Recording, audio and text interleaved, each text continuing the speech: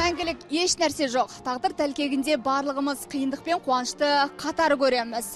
Міне, өмір шеңберінде кездесетін жағдайлар осы. Бүгінгі Карл Орфтың шығармасының мәні де осында жатыр.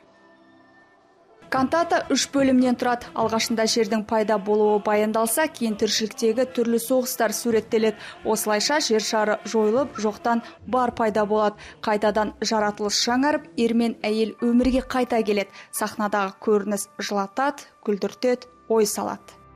Кантата жанрының жауһарын Астана опера театрының ұжымы өз шығармаларының қатарына қоспақ. Болашақта көрермендер оны жаңаша бағытта тамашалайтын болады. Произведение очень обширное. Шығарма өте ауқымды, хор көп айтылады.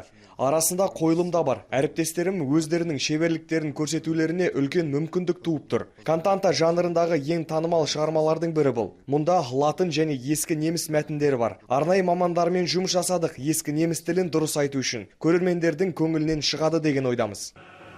16 жылдан бері опера сахнасында жүрген Жанталеп әрбір қойылымның мағынасын терең түсінуге тырысады. Көрермен көңілінен шығу үшін барын салып, аянбай еңбек етеді, тыңғылықты дайындалады. Бүгін 3-ші рет мен өзім театрымда орындайын деп жатырмын. Шын жүрекпен айтайын деген кішкене бір уайым деген заттар бар, өйткені өте оңай, бірақ ән нөмір болса да, бірақ оңай емес.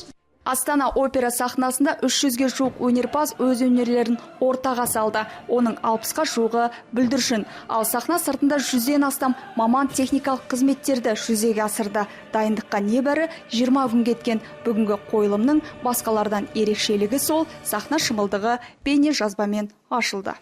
Елордада бұл шығарма толығымен алғаш рет орындалды. Тарихы терең, мән мағынасы зор музыкамен сусындай жүріңіздер. Камила Маулен, мәдениетке саяхат, Астана.